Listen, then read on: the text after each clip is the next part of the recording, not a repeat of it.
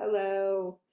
This is Starsdance Mystery School Chart Reflections, special edition of 2021 transits, the past and the future. We just thought Aurora had this idea, and we thought it would be fun to talk about the mundane transits that we've experienced so far in 2021 and what we think, these last 4 months of the year might bring. And we're just going to start sharing some ideas. And if it's okay with you, Aurora, I thought, I want you to jump in with ideas that you have about directions to take this in. But I thought we could start with kind of acknowledging the big transit of 2021 where we've already had two of them, and we're going to have another one, and that is Saturn in Aquarius square Uranus and Taurus. And just to catch you up, it was in February that we had the first one, and it was in June that we had the second one. And so, those ideas, I think I'm surprised by this transit, by the fact that the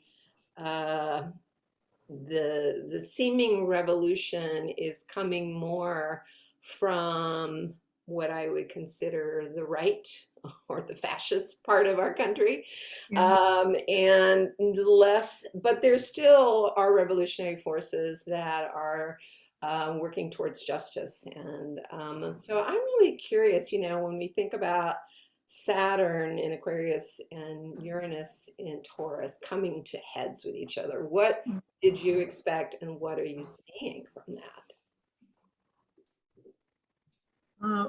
I'm just going to answer Is this to the group or is this to me? I just want to make sure. Oh, excuse me. No, Nix, if you Oh, have okay. something to say, I'd love So to. I'm thinking about chaos and everything. And the Republicans have been working for 50 years to get Roe versus Wade. Oh, Roe. Oh, anyway, to get it removed. Okay. I think that what they feel is they've unleashed the dogs of hell, and they are just going in this. They see this as a window of opportunity to go and grab just as much as they can. And I think that's where a lot of the chaos is coming from. And so I think that I would say that the Republicans see Saturn and Uranus as being very, very beneficent for their plans. That's just what just came to me. That's it. What were you going to say, Aurora? I've been thinking a lot about this, especially with regard to Uranus being in Taurus. It seems like, so my perception of the charts and what's been going on, and of course, like I'm an evolutionary astrologer, right? So like my awareness is always on the nodes, and it just seems like a lot of the challenges and things that we're facing at this time are definitely a lot more, a little more liminal, I would say. Like they have to do with like thoughts and perceptions, and like it's not quite as finite as I guess I would think that it would be. Granted, we did have some climate issues happen around those times. I know that the first one coincided with Texas. I think that, so that being said, Uranus and Taurus, I'm sort of like still sinking into that and what that energy is like. But for me, I think with Saturn and Uranus, I definitely like, of course, between, the government, both sides, is like in leadership roles, like what are we doing left? But I think that it's much more broad than that. I think it leads to do with every single person in their immediate life, where they are in the world. That it's like, how are we going to face this together when we don't get along? When planet throws this stuff at us. I mean, I still think very much of, I mean, a disease that impacts the body, that's a really earth thing too, right? So like, are we going to face this, you know, collective facing of this, you know, this illness that is, you know, impacting everybody? So I don't know. I think that I've been thinking I've been trying to challenge myself to think a little bit more outside of the like government institutions, because that while that's like absolutely important, no, they're crumbling, right? Like that is, I feel like I'm witnessing this, but for me, it's more than that. It's this distrust and like how this like extreme polarization, like, you know, Saturn, like really stressing the structures of like our ability to work together. I think that I've been noticing a lot of different things that's been really challenging for me to, I think, articulate them. What about you? Mhm. I'm going to say that you are breaking up quite a bit and sometimes freezing, Aurora. And I'm not Oh, sure what to tell you to do about that, other than that's what's okay. happening. Yeah. Okay. So, yeah. Sorry. So it's a little challenging, but I think what I heard you say was that you're thinking outside of institutions of, you know, right wing, left wing government institutions in this meeting and challenge between Saturn and Uranus, and thinking more of how do we meet change? How do we kind of um, go through some of this cataclysmic stuff that's happening that the Earth is showing us through the climate catastrophe, and that, you know, like there's a bit of what Saturn is about as institutions and structures, and Uranus being almost this chaotic Earth force that's moving us towards some sort of uh, crisis or choices. So that's kind of what I heard some of what you were talking about, thinking outside of the simple political ways to frame this. But it is this meeting of big, kind of huge forces that have been at play. Um, you know, the rest of the year, we are going to have one more time. We're going to have Saturn and Uranus come into a square, and that's going to be in December, like on, you know, what's known as Christmas Eve, December 24th. Tere, And would you be able to share that chart? yeah, I'm gonna share the chart, and I'm also gonna say that this feels like a culmination of the year, but there's things that lead up to it that we're gonna talk about too. But let's share the chart of when the last time that, let me share my screen, and then I'll open up this, um, the last time that Saturn square Uranus happens. And so this is going to be December 24th. And we see here that Saturn is at 11 degrees Aquarius and Uranus is at 11 degrees Taurus. Hey Tara, do you mind if you close your Discord? Oh, yeah, sorry. Thank you. Thanks. I keep that open just in case someone gets lost and what's the link? Yes. So there we have it. We also see that another thing that's kind of part of December is that Venus is going to be retrograding and will be coming into conjunction with Pluto. So that feels like some of the darker kind of releasing of shadow kind of material that could be a part of this. But we also see this final clash between what could be thought of as structure and chaos. And I'm wondering what people think about this chart.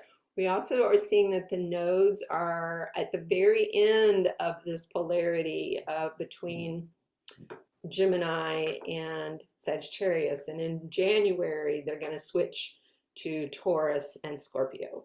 So that's kind of also a piece of the energy of this last square. That T-square looks pretty intense. Do you mean with the moon in Leo? Yeah, it's a bit wide, but I still feel like there's going to be enough of a charge there. And it's exactly opposite Jupiter. That's also at the very last degree of Aquarius. It's about to go, one of the stories of this year is that for a few months, May to July, Jupiter went into Pisces, and we just all kind of got a little vacation from anxiety and stress, or at least we thought we did. And then Jupiter went back into Aquarius, and like this is, and it's just right after this is going to go back into Pisces for a few months. So this almost is kind of like Jupiter's last call in Aquarius as well. And what has Jupiter in Aquarius been about? Jupiter and Saturn came together at the beginning of Aquarius in December of last year. And that was like the big kind of inauguration of Jupiter and Saturn meeting in air signs for the next couple hundred years at least. And so that was a big shift too. And so there was shift into more technology, more science. The vaccine got released. We're going to be seeing more technological advances and framework. And what do we think Jupiter in Aquarius was about? Because that's also part of this story, right? I would think the ability to expand in connectivity, so I can't remember when Jupiter went into Aquarius, but one thing I know for sure is that it is very likely for those who are able to afford, the ability to do so. But this was the year, everybody knows what Zoom is. And many people use Zoom. I mean, courtrooms were using it for, bail hearings, working from home. I think that's another really big part of it. I think that could be Saturn in Aquarius also, but this huge upheaval of I hate what I'm doing. I don't want to work like this, and you can't make me. Mm-hmm. So I think of Jupiter's that ability to expand and instantaneously connect, and maybe a little bit of help with that too. Yeah, I don't know. That's one thought. I think Jupiter's ingress into Aquarius was a few days before. No, it was after. It was meeting Saturn, right? Yes, in December of 2020. Right. So Jupiter went into Aquarius. That coincided with the release of the vaccine. To me, that double ingress felt like breathing room.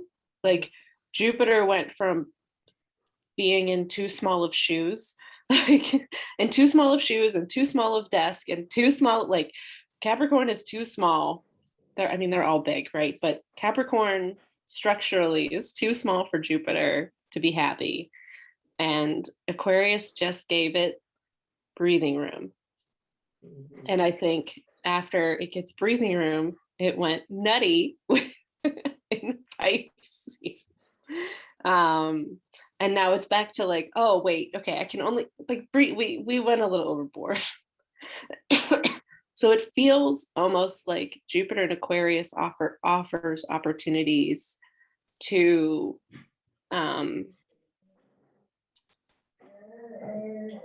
work on system failures.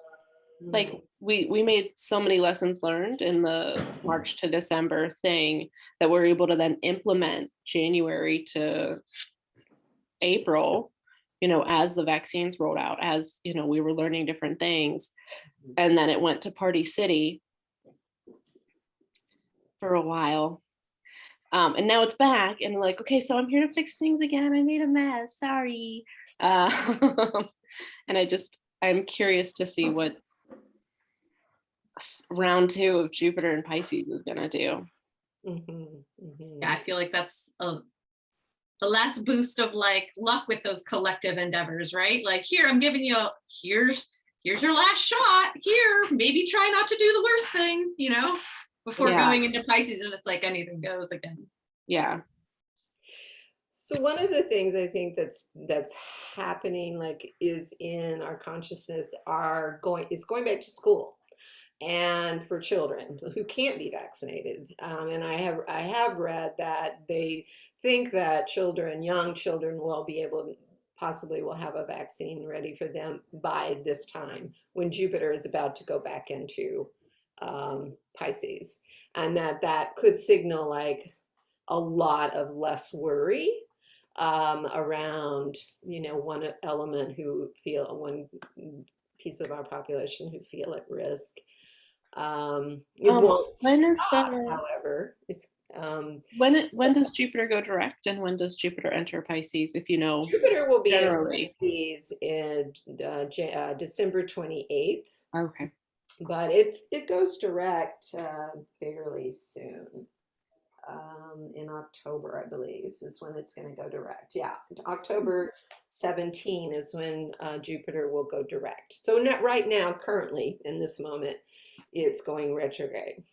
So what, like, I think one of the things that this Uranus-Saturn headbutting has been about vaccine and anti-vaccine, masking anti-vaccine. In a way, that's so frustrating, because these are big forces that we could apply, principled, conflict and really trying to come at, solutions to problems from these 2 points of view that could generate, creative ideas. But we just get locked in these battles that just feel so frustrating. This personal. That's my. Yeah, no, I totally agree, and I think that's going back to sort of like my breaking up earlier. I don't know. Can you hear me okay now? Yes, so much better. I have done nothing, but cool. I think that definitely has to do with, I keep getting this feeling and this sense when I see people talking about the reasons for not wanting to wear a mask, and the attitude and the candor and like the mannerisms around that. And it just seems like there are wires crossed. Like, people don't trust the government because the government is not our friend. And when people who don't understand the science and are afraid, when it comes to like collective action, when like there is not trust, when that's, that stable Capricorn, like, hey, we're going to get through this and we're going to do the teamwork, the challenges of that with Saturn going into Aquarius, when there's not trust and that foundation is not available, is when I think that there is that like, oh, well, you can't make me do what I'm going to do, like, you government. And it's like, yeah, but you're killing everybody by making this choice. You're killing your neighbors. So and I think that is, Uranus and Taurus and the way that we treat the earth and our relationship to the earth being suddenly very different. And I just get the feeling that we're going to know maybe in the future, like we'll be able to look back and be like, oh, this is what this really big Uranus piece was, at least for me, and be like, okay. I mean, other than the environment, and not to diminish the environment's role in, climate change, I guess I'm still waiting to see the other dimensions of that transit, I suppose. Mm-hmm.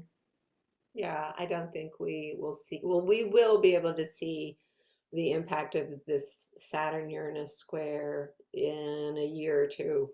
Definitely. We will see it, and the way that culture is clashing right now will change. You know, your Saturn is going to stay in Aquarius for another year, and Uranus is going to stay in Taurus for another 5 years, I think. I'm just being kind of estimating, but it's around that. So we're not done with this, but we're just kind of like at this boiling point, crisis point, you know, thing that then we will continue to work it through, and it will work through into the future. So this is sort of like where we're heading, but there are some things that are going to lead us to this. And one of them is that this month in September, Venus and Mars are going to be in this aspect called a mutual reception. So I think this is interesting. You know, it's kind of like Venus. So here's the chart when Saturn is gonna, Venus is gonna square Saturn, and that's gonna be September 17th. Venus is here in Scorpio and Mars is in Libra. And so mutual reception means they're in each other's signs. It means that they're exchanging benefit with each other. They're kind of like saying, you get to, you know, have a little bit of my energy. And so Mars is getting some of Venus's energy and Venus is getting some of Mars' energy. And I'm really super aware, as we all are, of the anti-abortion laws and the recent Supreme Court anti-decision around this, and that this, it feels like something that's going to come into another expression with how Mars and Venus are relating to each other, and how Venus is going to first square Saturn, and then it's going to oppose Uranus. So it's basically knitting together the square that's going to happen in December. And I'll just show you. Venus will be opposite Uranus is September 23rd. So are there thoughts about this? Like, will Mars help to, like Venus can be fiercely rageful around injustice, especially gender injustice. And at least that's what I've noticed. And so this feels like a period of time where rage gets expressed, and I'm really curious about how Mars is going to either help that to be more effective, or maybe give it some other kind of messaging so that it actually makes change happen. You know, I'm just curious about it. But I think there's something that's going to be happening pretty soon. So those are like two of the transits that, like, you know, sort of, as you said, you know, end up knitting the transits into what's going to be the grand finale at the end of the year. And it seems like, you know, with Venus being, you know, values and beauty and aesthetics, I think that Venus's ingress and, you know, role in Scorpio, with the nodes about to shift there, you know, when we've also been surrounded by so much scorpionic energy, you know, like so much death, so much decay. I guess I just wonder if, like, you know, Mars being in Libra, and granted that decan of Libra is, you know, sword and a blindfold. So that's like very much justice oriented. That's like, I would imagine maybe a stronger placement of Mars within Libra as opposed to like later on, because Libra can be really passive aggressive. So I almost feel like, I don't know. I think I'm going to sit on that and hand it over to somebody else who sees something. But I think that that's sort of adding up to some of this like really big influx of water and material, you know, interaction that's going to be coming. Anyone kind of wondering about this or have thoughts about these influences? Venus in Scorpio, it's thought of as being in detriment in Scorpio. And I think there's some cultural overlay on that. Like we want Venus, like there's a cultural overlay of Venus needs to be pleasing, and Scorpio isn't pleasing. Big So time. Venus Yep. doesn't get to be that.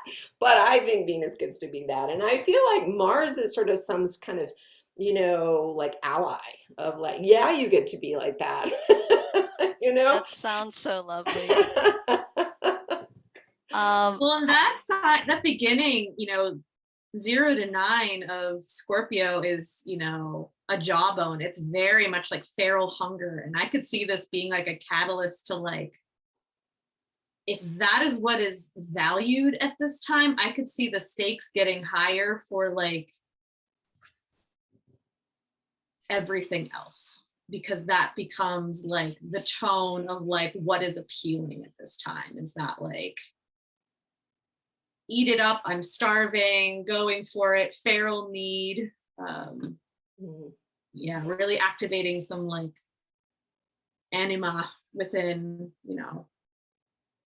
everybody. And how beautiful that is too. And by beautiful, I mean like the fact that it is effective and it can happen and it can be exactly what is needed. Yeah. Right. Yeah, I agree. And it all has to do with abortion for me. Yeah. That's Yeah. one thing it can be about. It can be about money too. Venus Yeah. is about money. And so we might see some volatility, some response in, economic arenas. Bonnie, were you going to say something? Because it felt like you were going to say something, but Yeah, I was thinking about Venus in Scorpio and it being in its detriment, because I have a Venus in Scorpio, so I've been thinking about this a lot, and I feel like it is like, in detriment to like socially acceptable versions of love, but I actually feel like Scorpio Venus is like very romantic in a lot of ways, but it is very visceral, and I think what is romantic about it to me is like this loyalty, this intense loyalty, and it is very protective. So that I'm not sure about the Mars and Libra piece, but I think that's interesting that they're exchanging signs, and like I'm not sure what that means, but I hope it has something to do with abortion. Like that would be amazing. Like if there's some kind of political action, like I really like that symbolism. Yes. And just, this is just this moment. The moon is conjunct in Aquarius, conjunct Saturn, and square, Venus. So there is like some amplification even of that connection. So another thing, I think this is a simmering kind of influence. A more volatile influence is how Mars is going to go into Scorpio later on. I'll show you these charts. And Mars is going to do the same thing that Venus is doing in September. This is going to be in November. Mars is going to square Saturn, and is, interestingly enough, the Aquarian moon is right there. And then November 17th, Mars is going to oppose Uranus. And interestingly enough, the moon in Taurus is right there. The moon is really getting involved in all this, which we all love. So Mars, the last time, when Mars has been going into fixed signs this year, starting in January, on the day that the insurrection happened at the Capitol, it has been sort of activating this tension between Saturn and Uranus, because they are in fixed signs. So we know those tense aspects happen between signs of the same modality, and fixed signs are just like where the action is this year. And so Mars going into Scorpio, Mars is in its domicile. So that means Mars is the most powerful in any of the fixed signs that it's been. And it was in Taurus in January. and then it went into Leo sometime during this summer. And then it's now going to go into Scorpio, and that's when it's going to be the most impactful, as far as causing, this kind of like potential for conflict, potential for crisis. And so this feels like a particularly volatile period of time, maybe even more than what happens in December when Saturn and Uranus actually do square each other. This feels like if there's this could definitely be more of the boiling point that's happening here. So just to kind of think about that. Yeah, there looks like there's some teams happening here, like you've got the Saturn square Mars chart, you have Mars and Mercury hugging right there. So like word and thought very much in line with this powerful action and driving force. And then you also have the emotional component with Saturn. So like whatever, is happening at that point, like there's going to be theoretically a lot of emotion around whatever the structural, thing that's happening in Aquarius at that time. That decan, at least for Saturn, is the exile. I keep thinking of people trying to do everything on their own, like I'm gonna go to the airport and I'm gonna like make a stand on the airplane that I'm not gonna wear a mask, like that kind of stuff. Yeah. TSA will come get you. Don't worry about that. I've been loving those videos, but those people need to be paid way more than what they're being paid. They're doing more than bartenders do. Just when it comes to wrangling people who are just doing nutty things. So you were saying, Tere, I just want to clarify, you said when Mars is going into fixed signs this year, so it was in Taurus in January, and then Leo. It went into Leo. I just don't recall like the time that it was in Leo, but It must have been recently. yeah. July. Yeah, I think it was like late July, maybe. I don't Yeah. quite remember. Late June, actually. Oh, okay. Yeah, it was in June. June 11th is when Mars went into. So Mars was in Leo when Saturn squared Uranus the second time in June.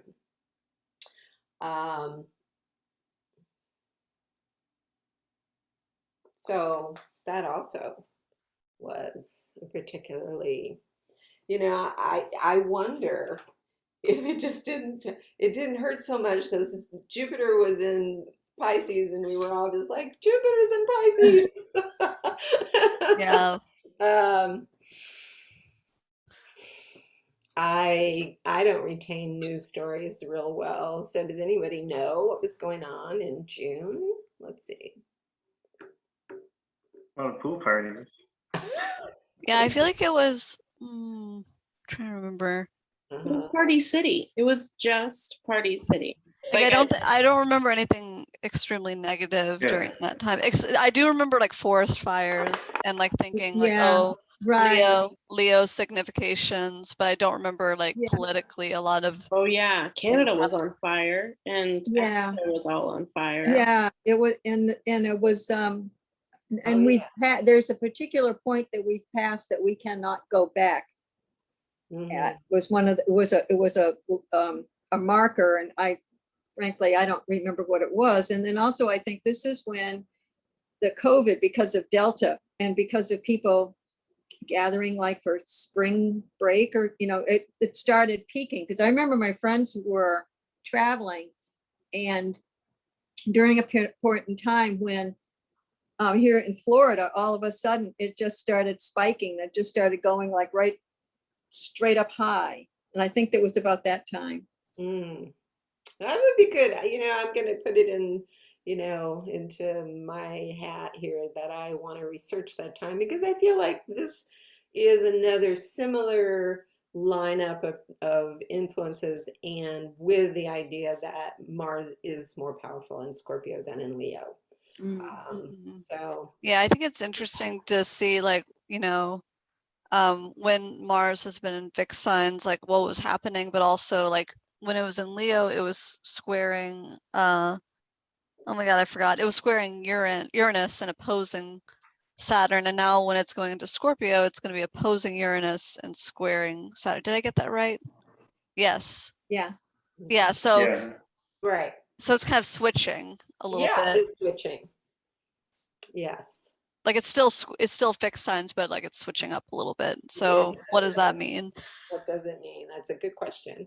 I mean, I think that it obviously an opposition is different from a square. So,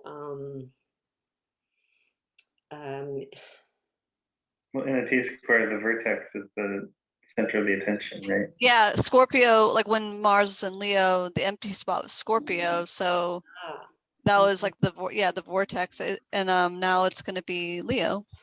okay. You're right. I just want to note, hey Bree, you haven't said anything. I just want to check in with you and see where you're at. I'm brand new. I have no idea what anybody's talking about. I'm just here to learn. Fair enough. Fair enough. Well, Is do it you have a brand- question? Is there It's like any a different forecast. answer that would clarify at least a little bit? Yep. What's your main question that you have right now? Me? Yeah. Oh dear. If you don't have one, that's okay. That's happened to me too.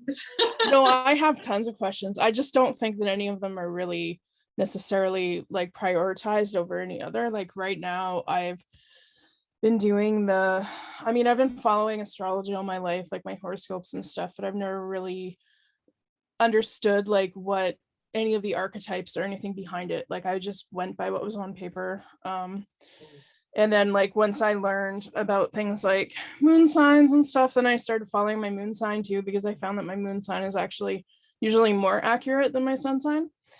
And and then I just recently realized that I always thought I had a different ascending sign than I actually do. And I've been in that boat. yeah, so that's a new thing. Yeah.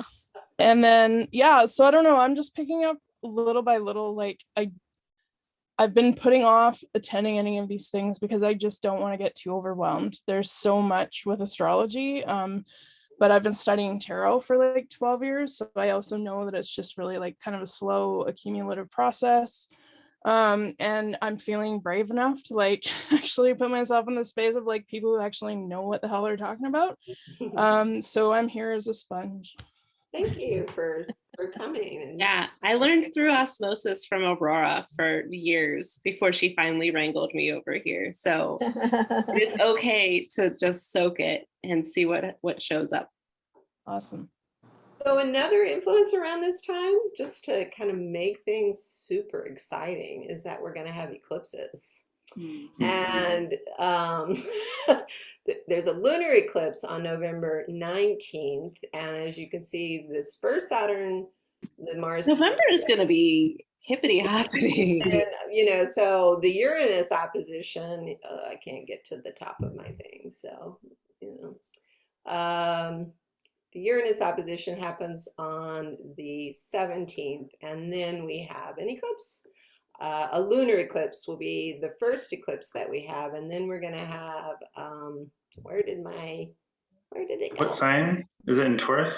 It's going to be in Taurus. It's also kind of marking the new polarity that's coming. We've had eclipses in the signs of Gemini and Sagittarius. And so this is the chart of the lunar eclipse. You can see the nodes are still in Gemini and Aquarius, or Gemini and Sagittarius, but we're going to start moving into the next polarity, which will be Taurus, Scorpio. I'm excited. You're excited about that? I'm just Bree, can I give you a fun? Yeah, I'm just ready for a new change with the nodes. Yeah. Well, Bree, can I give you a fun fact about how to know when something is eclipsing? yes. So I know my mouse isn't the one that you can see here, but on the eclipse charts, if the sun and the moon are right next to each other, Right there. I'm looking at the other one. And right there. Nope. Are you looking at? I'm looking at the eclipse charts. Solar. This is a lunar eclipse chart. Okay, so then when they're opposite each other, that's a lunar eclipse. And when they're together is when it's a solar eclipse. Right. Because in the sky, they're coming together. Okay. Mhm. Yeah, and it's like the same thing with a new moon and a full moon too. Like when they're in opposing, when the moon's in an opposing sign as the sun, it's a full moon. And when the moon is in the same sign as the sun, like it is now, it's a new moon in Virgo. So right now it's a new moon in Virgo because they're both, the moon and the sun are both together. And within 18 degrees, so this is 12 and this is 1. So within 18 degrees either side, if a new moon happens, it will be a solar eclipse. Okay. So the nodes are the thing that say an eclipse could happen here, and then when the sun and moon are next to it at the same time, there will be an eclipse, and the same Okay. with the opposite ones. Yeah, so this is just the timing, there's still this Mars piece, Mars opposite to Uranus here at the lunar eclipse. The lunar eclipse is also widely, not widely, but within 3 degrees squared to Jupiter in Aquarius. It's just, you talk about being relieved, Bonnie, that the nodes are going to change polarities. And I'm really curious, what you think about the nodes changing into to Taurus and Scorpio Aurora, because I feel like those are your natal nodes for one thing. So what do we have to look forward to? Bonnie, do you want to go first? I don't, yeah, I guess I don't, I'm curious like what, I'm sure that for me personally, because I have a lot of Scorpio and Taurus, that I'm not going to enjoy it, but I'm more curious about what it's going to mean collectively, because I feel like the nodes in Gemini and Sagittarius has been like a really interesting time of thinking about like information and like facts and fiction. So I'm curious like what that change will be in Taurus and Scorpio. And the only thing that I can think of right now is like cycles of like life and death. And then with COVID and like the aftermath, well, not the aftermath, it's still maybe going on, but just like how we're grappling with that after so many people have died. Like, I'm really curious if that will be a theme or if it's something else. Yeah, I think that especially because with Mars and Mercury, there was that square between, was it Mars and Saturn that's going to be happening this year? It seems like that to me is like more drive and passion and potentially rage around the really careless decisions that the government is making for people. Like, oh, we don't care. We're just going to send kids to school. Sorry. Like, we're not going to come up with a solution to keep children safe.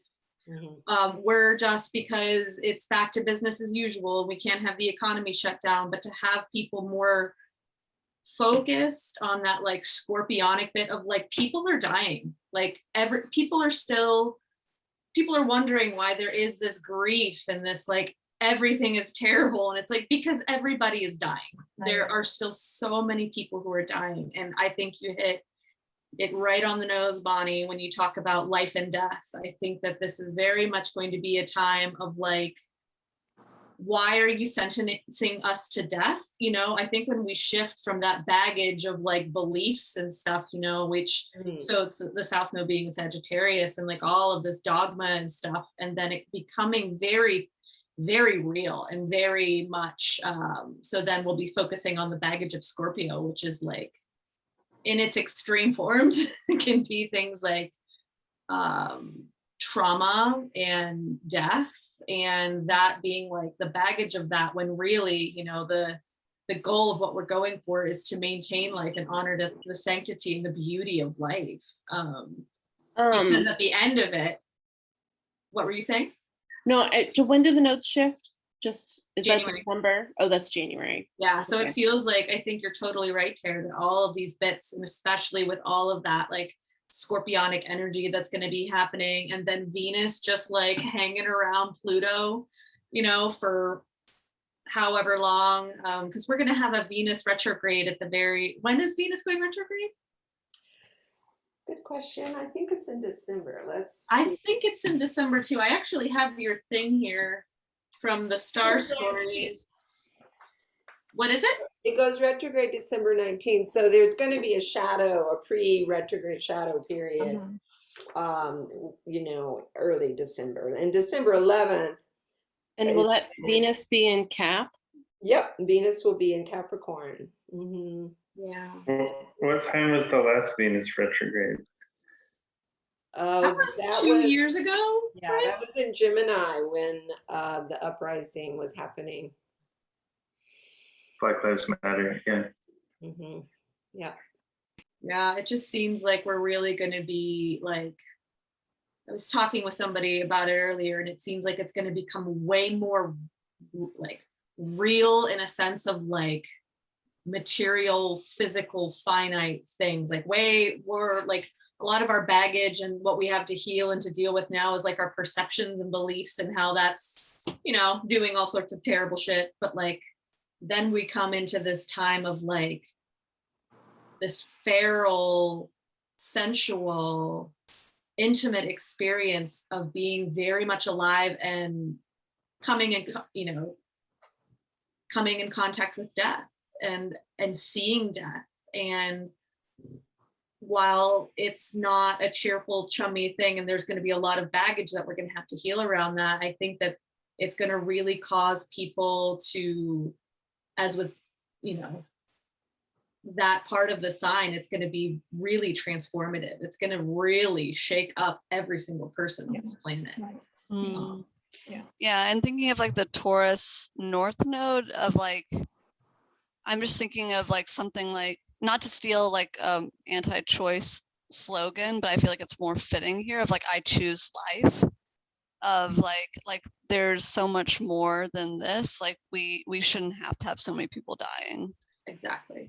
Well, and I think it does that I choose life doesn't have to be that, right? Like, yeah, I've just heard it as like an anti-choice slogan a lot of like, you choose life or whatever. I appreciate you speaking to it. I'm gonna take it and say like, we choose life. Like there's so much more than like we want to live, and that seems like very Taurus North Node to me.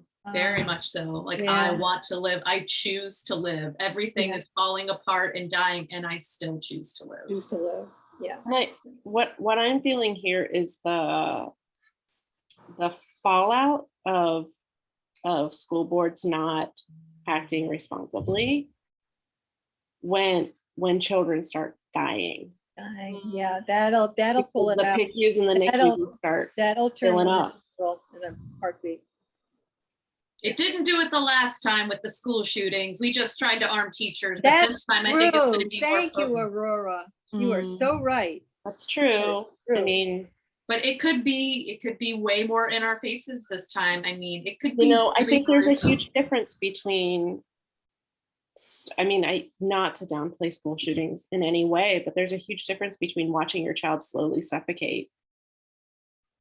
Yeah, and it being in the home too. Like, I think I still think that there's a lot of trauma from school shootings, but like, absolutely. Like having like, a child die in your home, that's a little different too. And I don't want that. I don't want it. Like, I'm just scared for it. Yeah. And I think the law of large numbers. I mean, there's way more, over 600,000 people dying. What I feel is it's coming closer and closer to me. About knowing, that part about really knowing someone. And I think that is a real galvanizer. And that part about I choose life I think that is the time when that kind of decision, people come to that decision personally. About that time, I think. Absolutely. And no, go ahead, please. I finished. It escaped me. No, I was just gonna say I'm really grateful, Tere, that you were willing to sort of cherry pick these like very potent transits, because it's really heavy stuff that's coming. But I think it's gonna give people the opportunity in the coming months or so to like start to recognize those hallmarks and start to figure out how to best channel that energy in ways that are preparing, to really face like that choice of life and recognize that like even when everything is falling apart, there's still the beauty of a honeycomb or Yeah. petal of a flower that nourishes us and still links us to this place and to our bodies. And politically, what I think is there's so much going on under the radar. There's so much quietly going on. It's very, very much like being in Nazi Germany around 1932, 33. And I think that it's incumbent upon us to go, with Uranus, go with Scorpio, go into those dark places, because that's where it's going on, and to bring it, if we can find it, bring it to light. Any of us that find it, really speak out about it.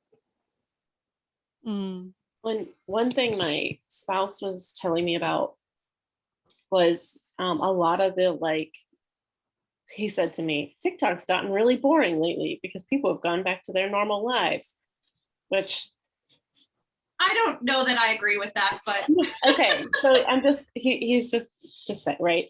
So then he was like, so there's a lot of these accounts that'll like do like, I'm gonna do the dance, but then all my other things, like I'll do the trendy thing, but all my other things are like traditional family, right? Like the alt-right culting, like slow indoctrination stuff is happening on these popular accounts because they're doing like they're becoming popular and they're trending because they're doing the trending thing, but all their like interspersed stuff is like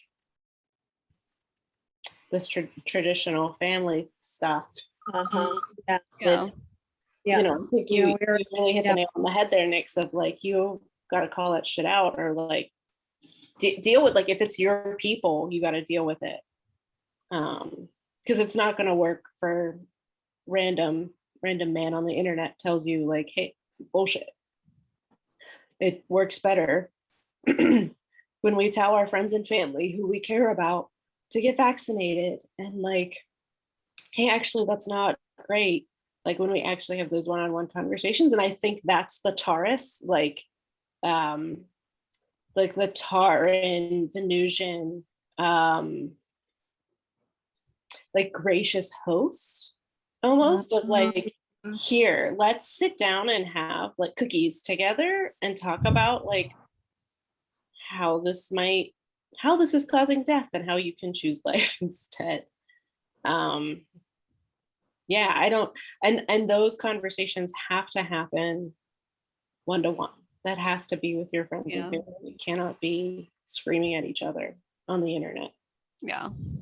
Which I think is part of that, like moving from Sag Gemini into that sensual Scorpio, sensual Taurus, like truly sensual signs.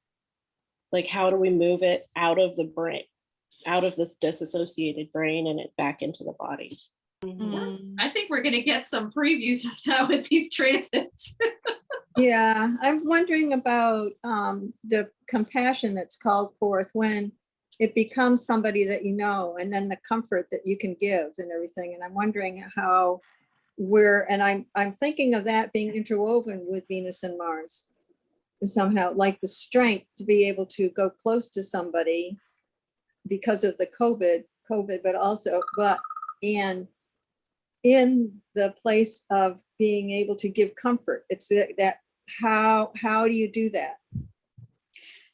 Yeah, I've been thinking about this lately with like Venus and Mars, because I have nodes in Aries and Libra and like the Venus Mars themes. And I've been thinking a lot about like being Martian and being Martian as in like, you know, like thinking war, but very political, like with your friends, like your close allies, and like, you know, strategic, like being strategic, and then being Venusian with like people that are far away from you that are not as close. I don't know where I was going with that, but yeah, because like Scorpio energy is very Martian, and it is very like a strategy, and it's very combative, but in a very like kind of secretive kind of way, unlike Aries. And then the Venus sign Taurus is like, you know, much more like like loving and compassionate. So I think that's interesting that we're switching from, I don't know. Yeah, I don't know if anyone has any thoughts on that, because I'm rambling right now. But Venus and Mars, like, yeah, love and like war. Mhm. I think it, yeah, it feels like we are going to go from the head to the body. I mean, that, and all of that means, and I feel like, I think whoever brought up the death part of the journey really being emphasized. It gets emphasized with Venus going into Scorpio, with Mars going into Scorpio, but Mhm. really when the Mhm. nodes go into Yep. Scorpio. Yep. And that the value of grief and holding, not just that we're experiencing this death, but how do we hold each other? Yeah. And there is opportunity for true connection through grief. And that might be some healing. That might be some ways to offer healing, Mhm. or to be a healer in the next year and a half as the nodes are going through those signs. Mm. I feel like there will be economic change and shift with the North Node in Taurus, and just because that's what Uranus is about in Taurus, and so it's going to be even more so in the next Mhm. year. Like our Whoa. economy is going to, like, and when you talk about choose life, it's like, can we choose a life? Can we choose economic systems that choose life, that choose sustainability, that choose the earth, that choose other species of life besides just the human one. Yeah. So that's what I'm hoping for out of all of this. Mhm. Yeah. There's a part of me that hopes that like all of the mushrooms, because I feel like they're like the perfect creature that are both Tauran and Scorpio, like the decay of like, Yeah. they thrive through that decay, but they're very much living and they like have the ability to transform and to create life. I'm like, Yeah. maybe they'll remember. become conscious Yeah. and they'll like teach us what's up Yeah. more than Yeah. they, Yeah. in more loud ways than they Yeah. have been. I think that'd be awesome. I think Yeah. they're really conscious. Maybe we'll learn to talk to them. Yeah, I would not. Yeah, I I would. was thinking that. I was trying to figure out how to be. I become a mycelium here. with Yeah, I would not mind being a mushroom. They're really cool. Yeah. They're whenever also I they're found it- Yeah. they are lunar powered, so they're powered by the moon, not the sun. Awesome. Yay. Well, That's thank good you, to know. Didn't know This that. was a fun conversation. Yeah, I feel like I'm more prepared for what's coming up. So Yeah, like we it's gotta not all fun, but I feel more prepared. Yeah, good. Me too. It helps me too. All right. Well, I think that's our hour, and I'm ready to go. And I want to just say goodbye and thank you. Okay. Thank Yeah, you. thank you. everybody. Goodbye. Good Thanks night. everyone. Good night. Night. Night. Bye bye.